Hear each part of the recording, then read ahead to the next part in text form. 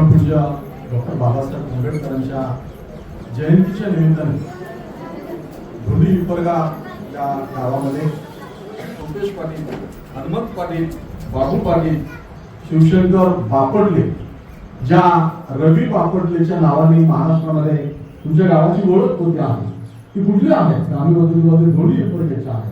आणि मी सुद्धा महेश पाटील जेव्हा माझ्याकडे आले तेव्हा आम्ही त्यांना विचारलं, म्हणजे बापडले सरांच्या गावात तुम्ही वगैरे यायला तयार आहात, कारण अलीकडे समाजसेवेसाठी कोणी तयार होत नाही, पण त्यांनी पूर्ण आयुष्य एका दुःखी माणसाचं दुःख दूर करण्यासाठी दिलेलं आहे. ते त्यांचे हे भाऊचे असतील, म्हणजे शिवशंकर बापडले, हो का, राम बापडले, बालाजी बिरादार, प्रभू गायकवाड पत्रकार, पत्रकार आहेत प्रभू गायकवाड, त्यांनी वास्तविक केलं या कार्यक्रमाचा. पोलीस पाटील धोडीबा कांबळे, आत्ताच नुकतंच तलाठी साहेब आले, तलाठी उपस्थित आहेत, चेअरमन आहेत, सगळे ग्रामपंचायतीचे सदस्य आहेत. एवढी मोठी ग्रामपंचायत आहे. आणि विशेष म्हणजे शोभाताई कांबळे, त्याचं मला अधिक कौतुक यासाठी आहे की त्यांनी या समाज मंदिराला त्याचा बुद्धविहार झाला पाहिजे म्हणून भगवान बुद्धांची मूर्ती दिलेली आहे. त्याबद्दल त्यांचं मी अभिनंदन करतो. या जयंती महोत्सव समितीचे अध्यक्ष असणारे महेश विश्वनाथ धोडीपरगेकर, रवी पाटील आहेत, धोडीपरगेकर हे मला यासाठी आवडलं आणि त्याबद्दल यासाठी बोललं पाहिजे की उदगीरमध्ये दिलो फुलेकर सरांच्या नावाने प्रतिष्ठान चालवलं. दिलो फुलेकर सर कवठा या गावचे आणि त्याच्या अलीकडं वाघमारे सरांचं गाव आहे. आणि मग वाघमारे सरांचं गाव आणि गोळी, चौथ्याचे वाघमारे सर आणि गोळी दोन्हीमध्ये 3-4 किलोमीटरचं अंतर आहे. पण होळीकर सरांनी त्या काळामध्ये जाती निर्मूलन झालं पाहिजे म्हणून संपूर्ण गावचं आडनाव होळीकर केलं. आणि मला ते विशेष वाटलं, मी ते गावात जाऊन आलो की आपल्याकडं जाती निर्मूलनाचा लढा म्हणजे भगवान बुद्धापासून महात्मा बसवेश्वरापासून ते बाबासाहेब आंबेडकरांपर्यंत, बाबासाहेब आंबेडकरांनी सुद्धा अनिमेशन ऑफ कास्ट नावाचा ग्रंथ लिहिला आणि जाती अंताचा लढा दिला. कारण आपल्याकडं आडनावावरून जात ओळखली जाते आणि म्हणून मग ती ओळखली सुद्धा जाऊ नये, ती पूर्ण निर्मूलन झाली पाहिजे आणि एक नवा समाजाचे समाज निर्माण झाला पाहिजे म्हणून त्या गावामध्ये अशा पद्धतीने सगळ्यांचं नाव, जसं आता महेश पाटलांचं नाव धोडी विपरगेकर आहे, तशा पद्धतीने होळीकर सरांनी आपलं नाव तर होळीकर तेवढंच घेतलं, पण संपूर्ण गावामध्ये आता होळीकर या नावाने लोक ओळखली जातात. या जयंती महोत्सव कमिटीचे ज्ञानेश्वर पांडुरंग कांबळे उपाध्यक्ष आहेत, तेही त्या दिवशी कॉलेजमध्ये आले होते. कुंदन कांबळे, सुमित कांबळे सचिव आहेत, रवी कांबळे तर मला घ्यायला आले होते, कार्याध्यक्ष आहेत, व्यंकट शिंदे हे संपर्क प्रमुख आहेत. या पूर्ण जयंतीमध्ये पूर्ण गाव सहभागी आहे, ही अत्यंत आनंदाची बाब आहे. आणि या पूर्ण जयंती महोत्सवानंतर या सगळ्या उत्सवामध्ये पूर्ण आनंदाने गाव सहभागी आहे. आणि या कार्यक्रमानंतरचे अन्नदाते म्हणून गोविंद व्यंकटराव पाटील माजी सरपंच आहे, सरपंचांनी आपल्या यासाठी अन्नदान सुद्धा कार्यक्रम ठेवलेला आहे. त्यामुळं संपूर्ण महाराष्ट्रामध्ये अशा जयंती साजऱ्या होतात. पण अद्यापही असं संपूर्ण गाव एकत्रित होऊन बाबासाहेबांची जयंती साजरा होणार हे एक मुलगा वेगळं, एक वेगळं गाव आहे असं मला वाटतं. कारण अनेक ठिकाणी, कारण आता संपूर्ण महाराष्ट्रामध्ये जेव्हा आपण पाहतो तेव्हा सगळे महापुरुष जाती जातीमध्ये वाटून घेतले गेलेले आहे. म्हणजे वाईट आहे पण हे वास्तव आहे. म्हणजे बाबासाहेबांची जयंती म्हणली की यांनी करावी, अण्णाभाऊ साठेंची जयंती म्हणली की त्यांनी करावी, अशा पद्धतीने एवढंच नाही तर शिवाजी महाराजांची जयंती म्हणली की मग शिवश्री, आणि म्हणून मग त्यांनी आता दुसऱ्या जातीचा वक्ता सुद्धा तिथे बोलायला नाही. इथपर्यंतची म्हणजे एकीकडे हा जाती अंताचा लढा गेला गेला आणि दुसरीकडे ही सगळी जातीयता वाढवणारी प्रक्रिया महाराष्ट्रामध्ये पाहायला मिळते. एवढंच नाही तर राजकारणामध्ये राज्यकर्त्यांनी मतदानाच्या सोयीसाठी म्हणजे एवढं विघटित केलं या समाजाला. आता अलीकडे आदिवासी सुद्धा बाबासाहेबांच्या झेंड्याखाली येऊ नयेत म्हणून बिरसा मुंडा, भगवान बिरसा मुंडांची जयंती आता सुरू केलेली आहे. म्हणजे इथपर्यंत म्हणजे सगळ्या उपेक्षित जमाती, म्हणजे हा जो देश आहे हजारो जातीमध्ये विघटित झालेला आहे. ह्या सगळ्यांना एकत्र कसं करावं? भगवान बुद्ध एकमेव असे आहेत की ज्यांनी सांगितलं की परलोक मोक्ष वगैरे हे काही नाही, दुःख आपल्याला दूर करता येते. बाण लागलेला आहे तर तो बाण कोण्या दिशेने आला हे महत्वाचं नाही, तर तो त्या पायातला बाण बाजूला केला तर त्याचं दुःख दूर होते. पण भगवान बुद्धांनी जे सांगितलं ते पुढं म्हणजे या देशामध्ये सातत्याने दोन वर्गामध्ये लढा मांडलेला. एक कष्टकरी जमात आहे ज्यांची श्रमावर निष्ठा आहे आणि त्या श्रमाचा घामाचा घाम गाळून ते काम करतात आणि त्याचं ते खातात. आणि दुसरा एक वर्ग आहे समाजामधला तो आयटखाऊ प्रवृत्तीचा आहे, ज्याला आपण महात्मा फुलेंच्या भाषेमध्ये भटजी वगैरे म्हणतो, की जी पूजा अर्चा करतात आणि ते आयत नैवेद्य आहे प्रसाद खातात. म्हणजे असं आयटखाऊ आणि काम करणारा अशा दोन समाजामध्ये जगाची विभागणी काल मार्क्स केली होती आणि त्याचा प्रभाव बाबासाहेबांवर देखील आहे. बाबासाहेबांना असं वाटलं की या कष्टकऱ्यांना काम करणाऱ्या लोकांना प्रतिष्ठा मिळाली पाहिजे आणि ही प्रतिष्ठा कशी मिळेल आणि ती प्रतिष्ठा मिळण्यासाठीचं जे साधन आहे ते साधन आपल्या सर्वांना देण्यासाठी म्हणून बाबासाहेबांनी शिक्षण सांगितलं, जे की आपल्या गायकवाड प्रभू गायकवाड आणि पत्रकारांनी प्रास्ताविकामध्ये सांगितलं की एक वेळेस आपण जेवढं नाही तरी चालेल पण आपलं मूळ शिकलं पाहिजे, शाळेत गेलं पाहिजे. हे जेव्हा कळालं महात्मा फुलेंना किंवा महात्मा फुलेंनी सांगितलं की एका अविद्येने एवढं अनर्थ केलं, जे विद्याविना मती गेली, मतीविना गती गेली, गतीविना वित्त गेले आणि वित्त विना शूद्र खचले, एवढं सगळे अनर्थ जे आहेत ते एका अविद्येमुळे झाली. आणि म्हणून महात्मा फुल्यांनी दलितांसाठी शाळा काढल्या, उपेक्षितांसाठी शाळा काढल्या. सावित्रीबाईंनी मुलींना शिक्षण मिळालं पाहिजे म्हणून अंगावर शेण घेतलं. लोकांनी त्यांचं काही कौतुक केलं नाही, त्यांना काही असं आपल्या समजा बोलून सत्कार वगैरे केला नाही. तर हे कार्य ते कसं करतात म्हणून त्याची उपेक्षा केली. पण सावित्रीबाईंनी हे थांबवलं नाही. ते दुसरी साडी घेऊन जायचे, तर तक्रार करायची नाही की रस्त्यामध्ये माझ्यावर चिकन सेल फेकतात, मी कशाला शिकवायला जाऊ, म्हणून ते महात्मा फुलेला भांडल्या नाही. तर त्या काय करायच्या, दुसरी साडी घेऊन जायच्या, ती साडी टाकून दुसरी साडी घालून मुलींना शिकवायच्या. आणि मग महात्मा फुल्यांना हे कळालं म्हणून महात्मा फुलेंची 200वी जयंती आहे. आणि महात्मा फुले हे जसं भगवान बुद्ध गुरु आहेत बाबासाहेबांचे, तसेच महात्मा फुले सुद्धा गुरु आहेत बाबासाहेबांचे. आणि मग महात्मा फुलेंनी सांगितलं, काय सांगितलं, ख्रिस्त मोहम्मद मांग ब्राह्मणासी धराव्या पोटासी बंधू करी. म्हणजे ख्रिश्चन म्हणून वेगळा नाही, मुस्लिम म्हणून वेगळा नाही. ख्रिस्त मोहम्मद म्हणजे मुस्लिम, मांग ब्राह्मणासी, ब्राह्मणाला सुद्धा त्यांनी सोडलं नाही. त्यांनी ब्राह्मणांची कसब सांगितले. शेतकऱ्याच्या आसूडमध्ये शेतकऱ्याचं शोषण ही ब्राह्मण कशी करतात हे त्यांनी सांगितलं. गुलामगिरी या ग्रंथामध्ये तर पूर्ण हिंदू धर्माच्या 10 अवताराची जर उडवली. म्हणजे एवढं लॉजिक त्यांनी लावला. त्यांनी सांगितलं की ही जी अवतार आहेत ही जर अशी असतील, मग ते एखादं उदाहरण म्हणून सांगतो वामनाचा. त्यांनी सांगितलं की वामनाचं एवढं 11 विकला देणं. त्यांनी 3 पावलामध्ये स्वर्ग, हे पृथ्वी आणि मग तिसरं पाऊल त्यांनी विचारलं. एका पावलात स्वर्ग गेला, दुसऱ्या पावलामध्ये ते पृथ्वी गेली, तिसरं पाय कुठे ठेवून विचारलं बळी. मग आता पुढे म्हणतात की आता ते बळीला ऐकू आलं तेव्हा त्या जगातल्या बाकी अमेरिका, इंग्लंड या देशातल्या लोकांना काय ऐकू आलं. पण हा बळी जेव्हा मनाला वामनाला की नाही तुमचा पाय माझ्या मस्तकावर ठेवा, तेव्हा याचा आवाज त्या वामनापर्यंत कसा गेला. कारण वामनाचं देह किती 11 विक्रम असेल, ते 1 पाऊल पृथ्वीवर आणि दुसरं पाऊल स्वर्गावर ठेवलं असेल त्याने. आणि हे 2 पावलं ठेवले तेव्हा ते देह आकाशात किती मोठा गेला असेल. तेव्हा हे चंद्र, सूर्य हे सगळी ग्रह जे आहेत 9 ही सगळी ग्रह एकमेकावर कसे आलेले असतील, अशी सगळी चिकित्सा केली. आणि त्यांनी विचारलं की अमेरिका, इंग्लंड, जर्मनी, जपान ह्या कुठल्या राष्ट्रातल्या लोकांना हे काय ऐकू दिलं नाही.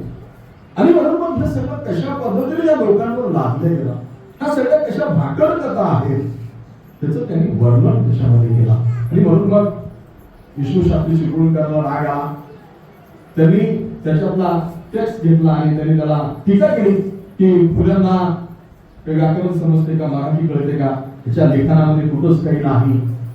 या केल्या तांबोळ्यांनी बहुजनांनी काय करावं तर नांगर हाणावा, ज्यांनी कशाला पुस्तकं लिहावी. अशी भूमिका विष्णू शास्त्रींनी मांडली. तीही बरोबरीची नाही.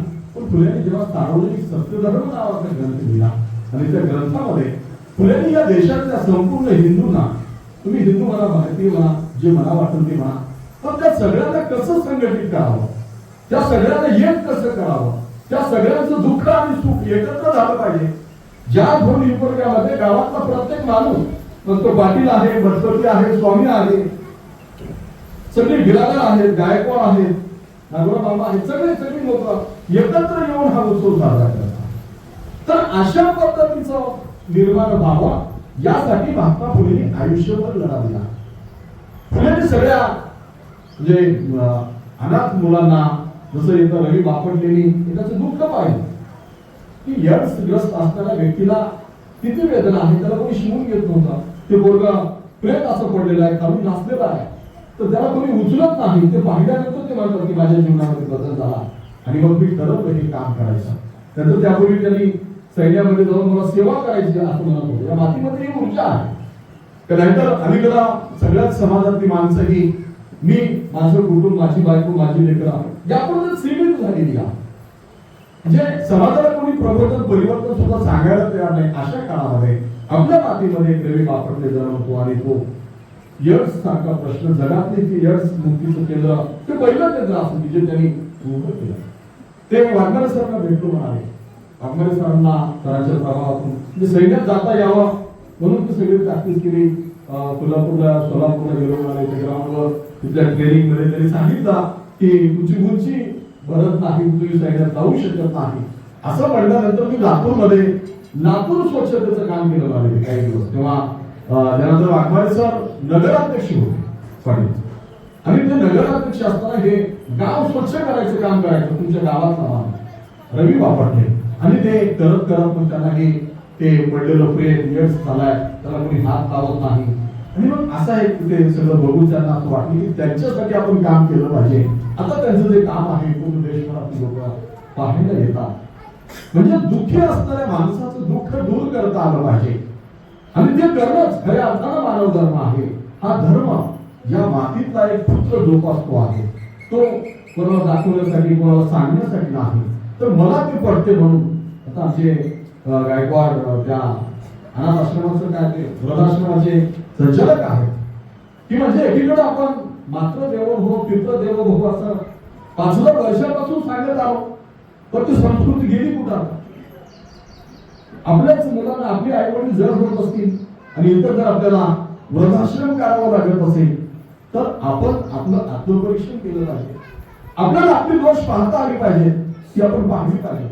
बाबासाहेबांनी जेव्हा अमेरिकेमध्ये अभ्यास करायचे तेव्हा त्यांना विचारलं की तुम्ही एवढं म्हणजे ग्रंथालय बंद होऊन गेलं की दुसऱ्या दिवशी उडाले येतपर्यंत ग्रंथालयामध्ये आहे, 11 तास अभ्यास करत आहे.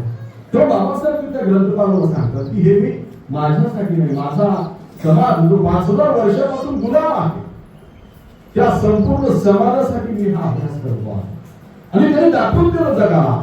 फुल्यांनी सांगितलं की एका अविद्येने एवढे अनर्थ केले, बाबासाहेबांनी दाखवून दिला की ज्ञान हीच सगळ्यात मोठी सत्ता आहे. आणि ही कोणाची जहागिरी नाही, कोणाची वतनदारी नाही, वंश परंपरेने आलेली जमीन जायदाद नाही.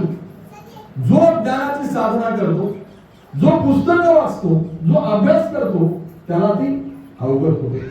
ही काही वंश परंपरेने आलेली नाही. आणि म्हणून बाबासाहेबांनी एवढा अभ्यास केला की जगातल्या सगळ्या पंडितांना, जी जगातली जी विद्वान म्हणून हार्वर्ड युनिव्हर्सिटीमध्ये ज्यांची यादी केली त्यामध्ये पहिलं नाव बाबासाहेबांचं आहे. एवढा अभ्यास बाबासाहेबांनी केला. आणि मग या देशामधली ही सगळी जी गुलामी आहे, ही सगळी जी जाती व्यवस्था आहे, या देशामध्ये अस्पृश्यता हा कलंक आहे. म्हणून भारतीय राज्यघटनेचं कलम 17 ही अस्पृश्यता निर्मूलनासाठीचं कलम आहे की काय घटना केलं घटनेमध्ये. तर बाबासाहेबांनी पाहिलं की या देशामध्ये लोक ही दांभिक प्रवृत्तीची आहे. कारण त्यांनी मनुस्मृतीचं दहन केलं. का दहन केलं? बाबासाहेबांना माहित नव्हतं का की एखाद्या ग्रंथाचं दहन केल्याने सगळे ग्रंथ नष्ट होत नसतात, तरी सुद्धा त्याचं दहन का केलं? तर त्या ग्रंथामध्ये चातुर्वर्ण व्यवस्था सांगितली, त्या ग्रंथामध्ये विषमतेचं समर्थन केलेलं आहे. ब्राह्मण हा त्यांच्या सगळ्यांच्या जन्माच्या जागा वेगळ्या सांगितल्या, फुलेंनी त्याची सगळी निर्माण केलेली आहे की तो कसा काय मस्तक असून जन्मला, हा कसा काय इथून जन्मला. पण अशा पद्धतीने त्यांनी वर्ण व्यवस्था लावली आणि हा अस्पृश्य जो आहे, दलित जो आहे, त्या चारी वर्णाच्या बाहेरच आहे. आणि म्हणून बाबासाहेबांना शूद्र कोड नाव पुस्तक लिहावं लागलं. म्हणजे एवढी उपेक्षा. आणि म्हणून त्या मनुस्मृतीचं दहन केलं. त्यानंतर बाबासाहेबांनी महाडचा 14 तळ्याचा सत्याग्रह केला. या देशामध्ये सातत्याने व्यक्तीचा राष्ट्रवाद मांडला गेला. मग सावरकरांचा राष्ट्रवाद, टिळकांचा राष्ट्रवाद, नेहरूंचा राष्ट्रवाद, तसंच बाबासाहेबांचा राष्ट्रवाद. पण राष्ट्रवाद ही जी संकल्पना आहे ती काय आहे? ती समष्टीची संकल्पना आहे, म्हणजे समूहाची संकल्पना आहे. म्हणजे राज्यासाठी 4 घटक आवश्यक असतात: लोकसंख्या, भूप्रदेश, शासन, सरकार आणि सार्वभौमत्व. हे 4 घटक झाले की राज्य अस्तित्वात येते. पण या 4 घटकामध्ये एक घटक असा आहे की या देशात, या भूप्रदेशामध्ये राहणाऱ्या संपूर्ण लोकांना असं वाटलं पाहिजे की आम्ही सगळे काय आहोत, भारतीय आहोत असं वाटलं पाहिजे. हे माझं राष्ट्र आहे, भारत माझा देश आहे. नुसतं शाळेमध्ये सर प्रार्थना घेत असतानाच भारत माझा देश आहे किंवा कधी कधी 15 ऑगस्ट, 26 जानेवारी, 17 सप्टेंबरला भारत माझा देश आहे असं नाही. तर तो पूर्ण वेळ भारत माझा देश आहे ही भावना निर्माण झाली पाहिजे.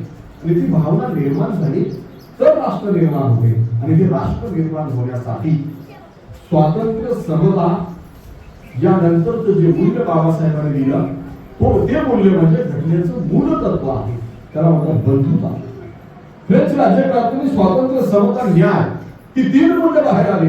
तर बाबासाहेबांनी न्याय प्रस्थापित होण्यासाठी बंधुत्व आवश्यक आहे म्हणून ते मूल्य घटनेमध्ये ऍड केलं. ते आपण लक्षात घेतलं पाहिजे. संपूर्ण जगाला आपण हे सांगितलं पाहिजे की बाबासाहेबांचं वैशिष्ट्य हे आहे की त्यांनी हे काय केलं. स्वातंत्र्य कोणाला नको असते, स्वातंत्र्य प्रत्येकाला हवं असते.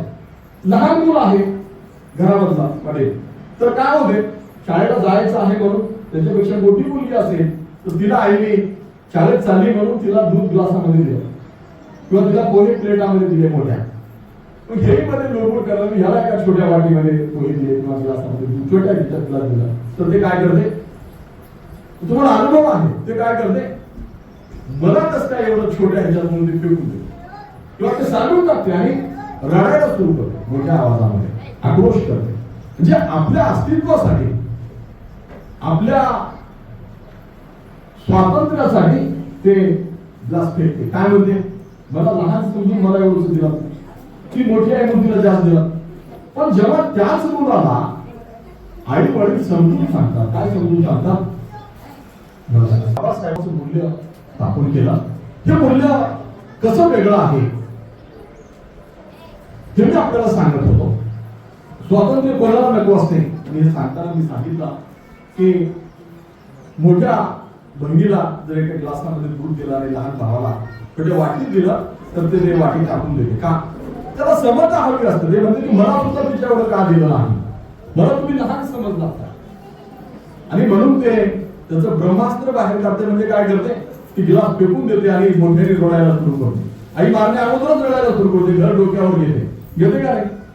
पण त्याला जेव्हा ही समज दिली जाते त्यारे बाबा ही कोण आहे, ती तुझी ताई आहे, बहीण आहे आणि ती शाळेत जाते आहे बेटा. मग ते जेव्हा त्याला समजायला लागते थोडं मोठं झाल्यानंतर तेव्हा ते त्याला जर समजा विष्णू आईने त्याला दूध दिलं तर त्या अगोदर नेऊन ताईला देते. का, तर त्याला हे समज केलं असते की ही माझी बहीण आहे, हा माझा भाऊ आहे. आता गावामध्ये मंदिरामध्ये जेव्हा प्रसाद वाटत असतात तेव्हा मुलांमध्ये जेव्हा बंधुभाव निर्माण होतो तेव्हा ते मुलगा प्रसाद मागताना म्हणते, एका हातात घेते आणि दुसरा हात पुन्हा पुढे करते. काय रे तुला दिलो की म्हणलं तर ते काय म्हणते, माझ्या भावासाठी द्या म्हणते, माझ्या बहिणीसाठी द्या म्हणते. त्याला काय वाटतं की हे मी जे खाल्लेलं आहे ते माझ्या बहिणीला देखील मिळालं पाहिजे. हा बंधुभाव आहे. हा जर बंधुभाव, हे बंधुप्रेम जर सर्व नागरिकांमध्ये निर्माण झाला तरच राष्ट्र निर्माण होत असते. आलं का? तर अशा पद्धतीने राष्ट्र निर्माण करण्याचं सूत्र जर काय असेल तर ते स्वातंत्र्य, समतेनंतरचं बंधुत्व आहे. आणि हा जर बंधुभाव आला तर आपोआपच समाजामध्ये न्याय प्रस्थापित होतो. ज्याला आपण सामाजिक न्याय म्हणतो, सोशल जस्टिस असं म्हणतो, जे राजश्री शाहू महाराजांनी सिद्ध करून टाकतो. आपण महाराष्ट्राला फुले शाहू आंबेडकरांचा महाराष्ट्र असं म्हणत असतो की शाहू महाराजांनी न्याय कसं सिद्ध करून दाखवला. शाहू महाराजांनी इथली समाज व्यवस्था लक्षात घेऊन जातीनिहाय वसतिगृह काढली, शिक्षण सक्तीचं केलं, मोफत केलं. पण शाहू महाराजांच्या दरबारामध्ये गंगाराम कांबळे नावाचा माणूस होता, त्याला शिक्षा केली होती. शाहू महाराज पुढे बाहेर गेले होते आणि ते येईपर्यंत त्याला शिक्षा झाली होती. त्या दरबारातल्या कामगारांनी सांगितलं यांनी गुन्हा केलाय, तर ते बोलून घेतलं, त्याला विचारलं, त्याच्या वर शर्ट करून दाखवलं, त्याच्या पाठीवर सगळे कोरडे पडलेले होते, सगळी गोळं उमटलेली होती. आणि मग गंगाराम कांबळेला शाहू महाराजांनी विचारलं काय झालं म्हणून. तर त्यानं म्हणजे हे कोण मारलं सांगितलं, दरबारात समजलं की त्याला कोण मारलं हे काय नाही. आणि मग शाहू महाराजांनी ज्यांनी गंगाराम कांबळेला मारलं होतं त्याला बोलून दरबारामध्ये तेवढेच फटके मारले आणि ते म्हणाले न्याय झाला. पण गंगाराम कांबळे म्हणाला महाराज क्षमा असावी, न्याय झाला नाही, कारण मला ज्यासाठी हे फटके मारले तो गुन्हाच मी केला ना. मग शाहू महाराजांनी कळालं होतं ते काय गुन्हा केला, त्याच्यावर चोरीचा आळ घातलेला होता. आणि गंगाराम कांबळेने निर्भीडपणे हे सांगितलं की मी चोरी केलीच नाही, पण मला कशाला फटके मारले. आणि मग मला ज्याने फटके मारले त्याला शाहू महाराजांनी फटके मारले म्हणून न्याय होतो का? होत नाही. तुम्हाला मी केलंच नाही, त्याच्यासाठी कशाला. मग त्याची चौकशी करायला सांगितली, चौकशी आणली असं लक्षात आला. गंगाराम कांबळेंनी सांगितलं शाहू महाराजांना की त्याचा स्पर्श त्या हौदाला झालेला होता, ज्या हौदातलं पाणी सुवर्ण लोक पित होती, त्याला स्पर्श झाला म्हणून गंगाराम कांबळेवर चोरीचा आळ घालून त्याला मारल्या गेला. मग बाबासाहेब जेव्हा शाहू महाराजांच्या लक्षात आलं तर शाहू महाराजांनी ज्यांनी हे केलं त्यांना शिक्षा केली. मी गंगाराम म्हणाला नाही महाराज आता मी इतर ह्या लोकांमध्ये मी काम करणार नाही. पण शाहू महाराजांनी विचार केला किंवा त्याला फटके मारून न्याय केला पाहिजे, म्हणजे काय केलं पाहिजे. तर गंगारामनी पोट कसं भरला, नोकरी करणार नाही, पोट कसं भरेल. तर शाहू महाराजांनी त्याला हॉटेल लावण्याला सल्ला दिला. त्याला हॉटेल लावायला पैसे दिले, हॉटेल लावून दिलं. पण त्याच्या हॉटेलमध्ये जाते कोण, त्याच्याकडे गॅस नाही, म्हणजे तेव्हाची चूल नाही, लाकडं नाही, टेबल खुर्ची नाही, काय नाही, सगळं दिलं, बांधकाम करून दिलं, सगळं साहित्य दिलं, हॉटेल चालू झालं. पण हॉटेल चालू होऊन सुद्धा प्रश्न मिटत नाही. तर त्या हॉटेलमध्ये कोणीच चहा प्यायला येत नाही. शाहू महाराजांनी काय केलं, आपल्या सोबत सगळ्या दरबारातल्या सगळ्या सदस्यांना, ग्रामपंचायतच्या सगळ्या लोकांना घेऊन ते त्या हॉटेलमध्ये जाऊन लागले. आणि शाहू महाराज म्हणतात की गंगारामच्या हाताला किती चव आहे, किती चांगली चहा झालेली आहे, किती चांगले पोहे झालेली आहे. आणि मग ते खायला लागले. पण हळूहळू लोक, कारण अस्पृश्याच्या दलिताच्या हॉटेलमध्ये जाण्याची पद्धत आपल्याकडे नव्हती. आपण 3 पानिपतचे युद्ध हारलो. का हारलो?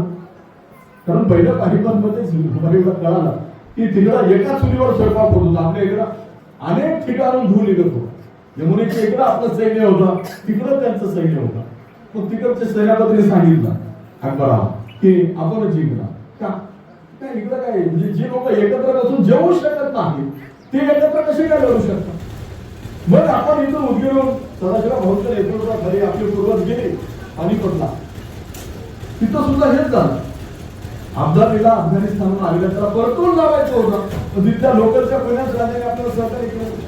आपल्या दादासाहेब देशमुख इथं रसद पाठवायला ही वेळ केली, हे इथंच बसले इथं. आणि सदाशिवराव भाऊ सोबत आपले सगळे मराठी तिथे लढले आणि गेले. पानिपत झालं.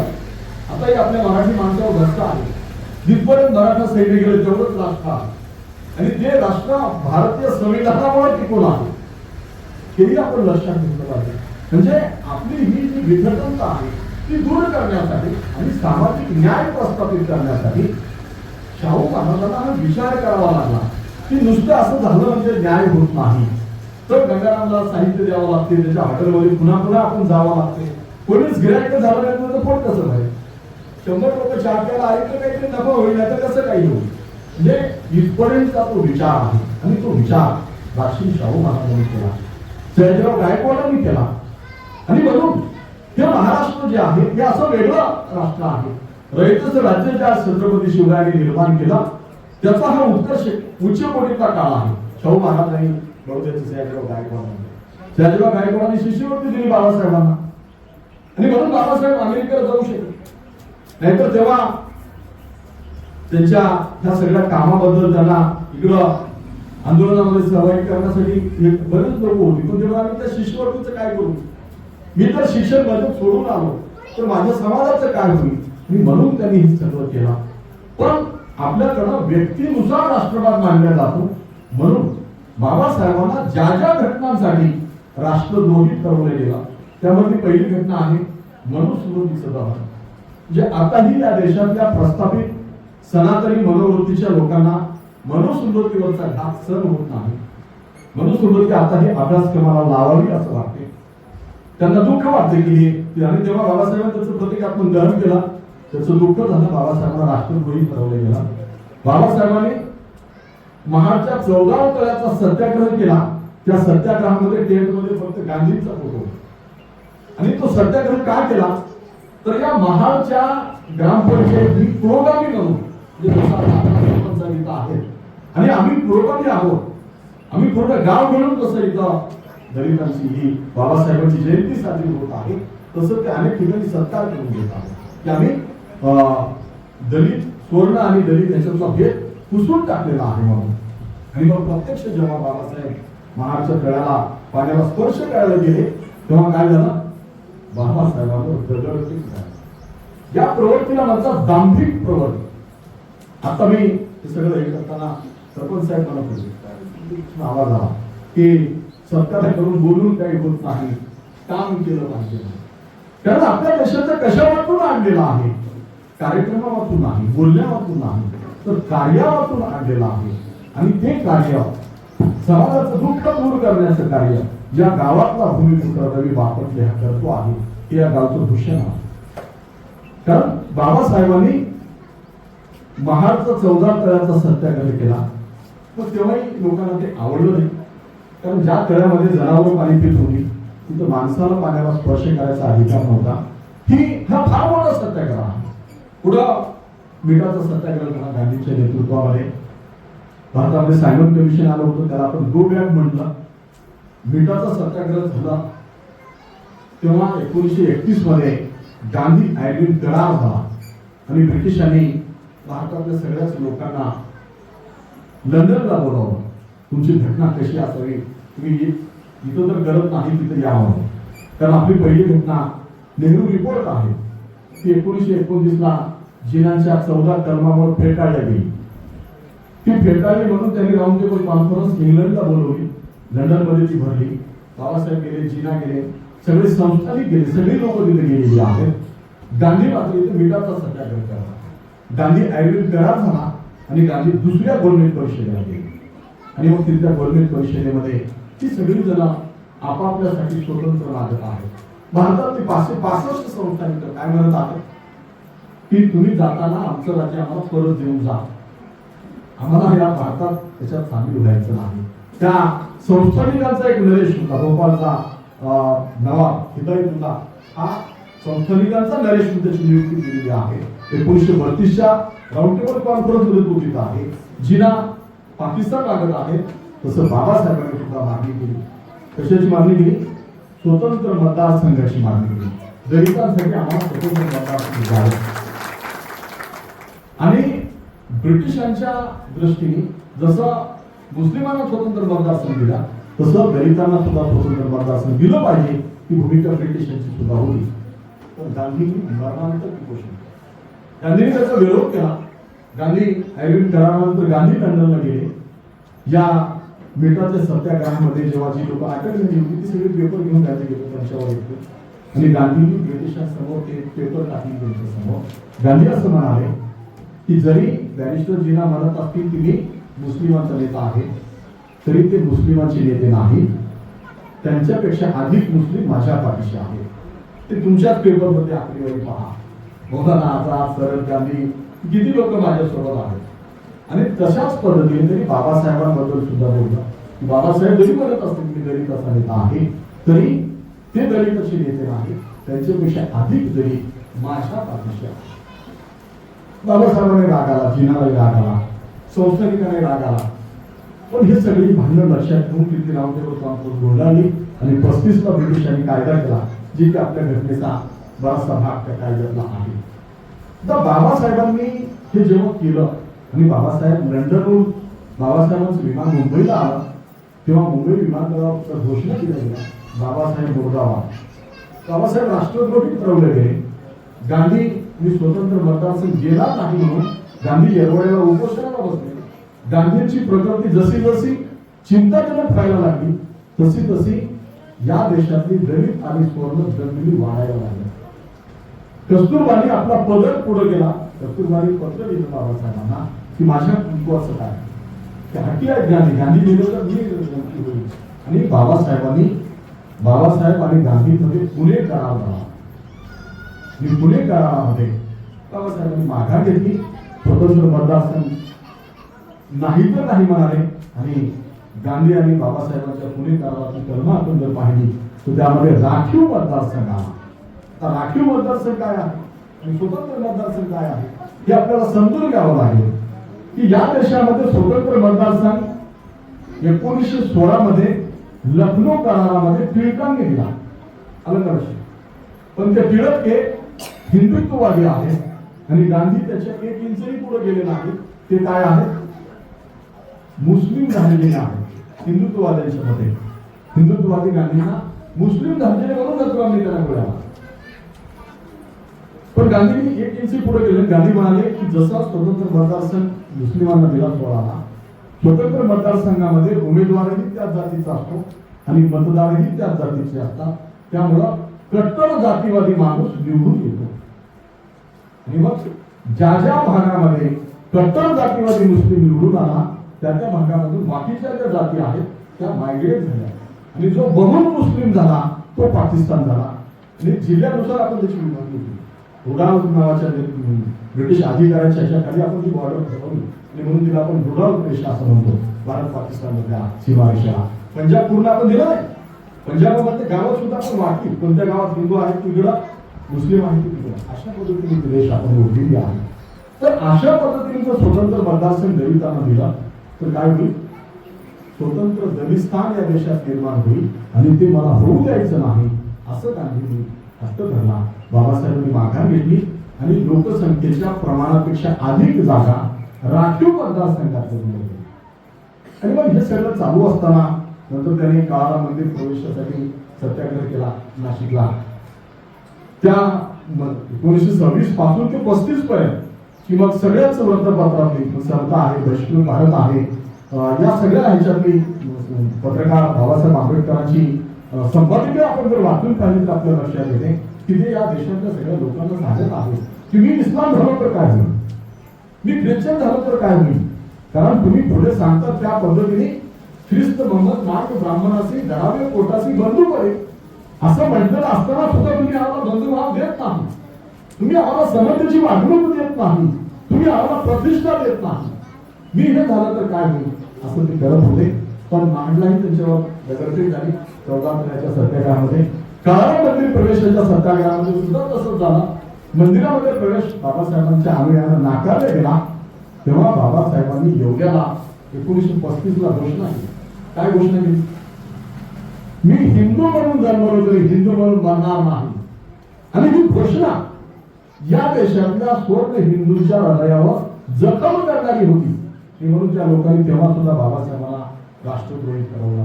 तर बाबासाहेबांचं या मातीवर या देशातल्या लोकांवर एवढं प्रचंड प्रेम होता की बाबासाहेबांनी घोषणा 35 ला केली. बाबासाहेब धर्मांतर कधी केलं माहिती का, 6 डिसेंबर 1956 ला बाबासाहेबांचं महापरिनिर्वाण झालं आणि त्याच्या 1.5 महिना अगोदर 14 ऑक्टोबर 1956 ला बाबासाहेबांनी बौद्ध धर्म स्वीकारला. म्हणजे या राष्ट्रावर असलेलं बाबासाहेबांचं प्रेम आपण लक्षात घेतलं. बाबासाहेबांनी घोषणा काय केली तर या देशातल्या दांभिक असणाऱ्या स्वर्ण हिंदूंनी म्हणजे सुधारणा झाली पाहिजे आणि आज ज्या पद्धतीने धूळ हिप्परग्यामध्ये संपूर्ण गाव एकत्र होऊन व्यंकटराव पाटील या जेवण देत आहेत असं झालं पाहिजे म्हणून प्रयत्न करत होते. ते होत नव्हतं आणि म्हणून बाबासाहेबांनी 56 पर्यंत वाट पाहिली. कशाची की माझ्यासाठी त्यांच्यासाठी धर्म महत्वाचा नाही, ते तर सेक्युलर होते, धर्मनिरपेक्ष होते. पण अनुयायांना धर्म लागतो आणि धर्म त्या अनुयायांना प्रतिष्ठा मिळवून देत असेल तर तो धर्म कुठला असला पाहिजे. आणि हे सांगण्यासाठी बाबासाहेबांनी बुद्ध आणि धम्म नावाचा ग्रंथ लिहिला आणि त्यामध्ये बाबासाहेबांनी बुद्ध धर्माची आखणी करून दिली.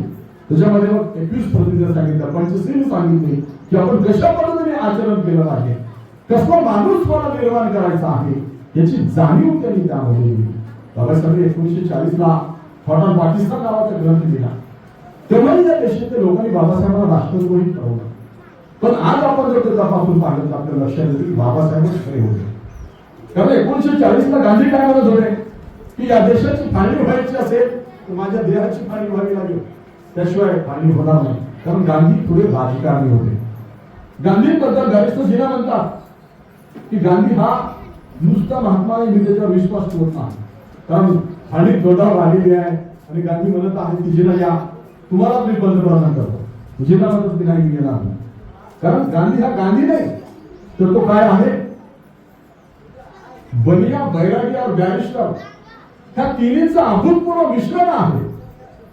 तो नुसताच हे नाही, अत्यंत राजकारणी आहे आणि म्हणून मी त्याच्यावर विश्वास ठेवणार नाही. माझं मला स्वतंत्र पाकिस्तान पाहिजे असं जिना म्हणत होते.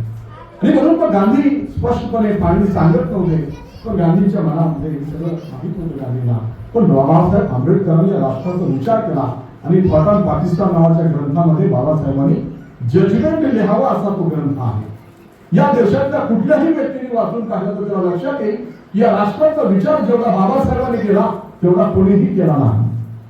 त्यांनी लिहिलं त्या ग्रंथाच्या प्रस्तावनेमध्ये आहे की भारत हे राष्ट्र एक अशी सुंदर तरुणी आहे की ती पहाटेच्या झोपेमध्ये आहे.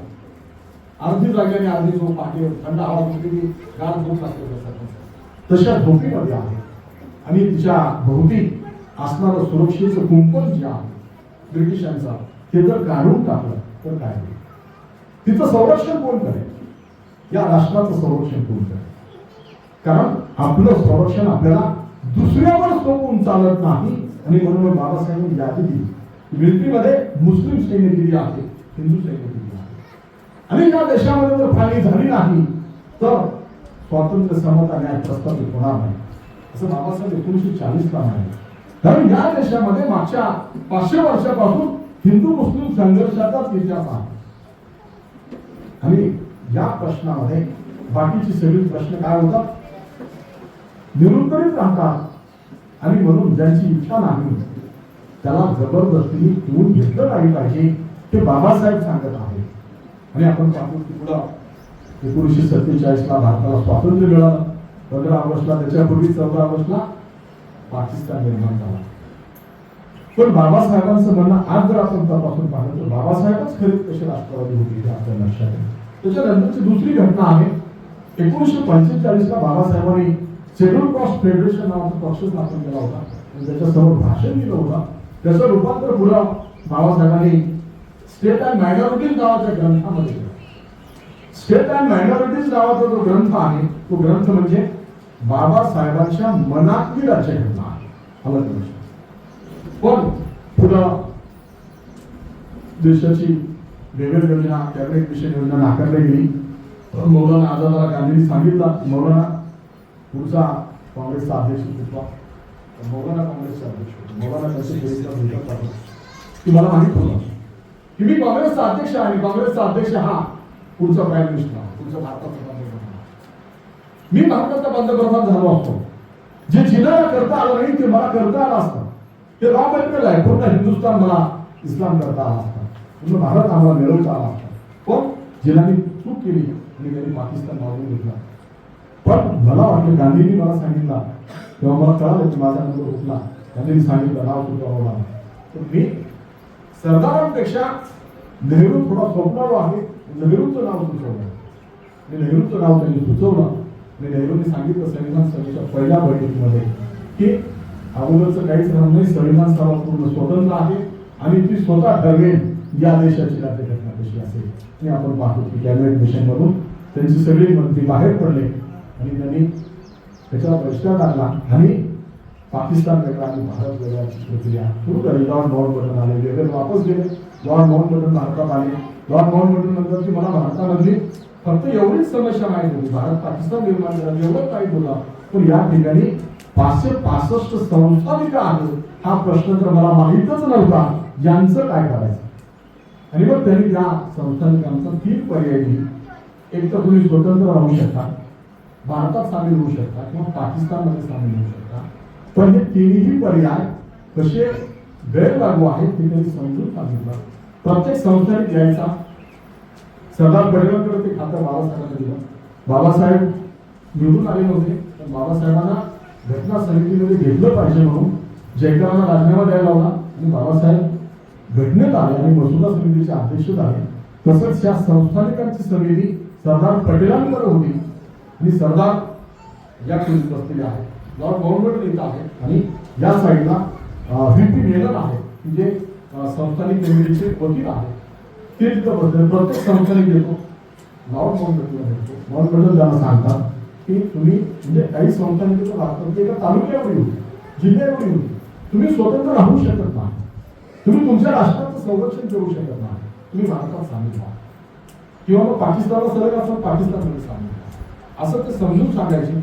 आणि मग ते सरदारांकडे जायचे, सरदारांच्या पाया पडायचे. सरदार त्यांना सांगायचे की राजे तुमचा तुम्हाला तर्फे आम्ही देऊ, तुमची मान प्रतिष्ठा आम्ही ठेवू, तुम्हाला राजासारखंच राहायला देऊ, तुमचे फक्त 3 विषय आमच्याकडे देऊ, संरक्षण, दळणवळण, परराष्ट्र, बाकी सगळं तुम्हाला स्वतंत्र असेल, तुम्ही तुमच्या नावावर सही करा आणि भारतात सामील व्हा. मग ते तिकडे भीती तयार होतात आणि त्याच्यावर सगळ्यांच्या सह्या व्हायच्या. अशा पद्धतीने अवघ्या 40 दिवसात 562 संस्थानिकांना सरदार आणि भीती केली. आणि बाबासाहेब म्हणतात की हे या देशातलं सगळ्यात मोठं कार्य आहे. आणि मग बाबासाहेबांनी भारतीय राज्यघटनेच्या ड्राफ्टिंग कमिटीचा अध्यक्ष असताना आपल्या मनातली स्टेट अँड मायनॉरिटी बाजूला ठेवून या राष्ट्राला एकसंघ कसं ठेवावं यासाठी पूर्ण जगातल्या राज्यघटनाचा अभ्यास करून घटना बनवली. आणि या घटनेमध्ये कॅनडा, आता आम्ही राज्यशास्त्र म्हणून सांगत असतो की मूलभूत हक्क न्यायालयीन पुनर्विलोकन आणि अमेरिकेकडून घेतला, संघराज्य आपण कॅनडाकडून घेतला, आणीबाणीचे मूल्य आपण जर्मनीच्या राज्यघटनेतून घेतलो, मूलभूत कर्तव्य आपण रशियाकडून घेतले.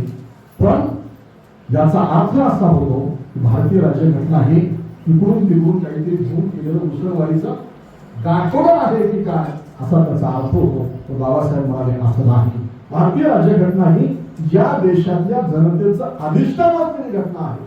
कारण या देशामध्ये 150 वर्षापासून लोकांनी स्वतंत्र भारताचं जे स्वप्न पाहिलं ते स्वप्न काय होतं?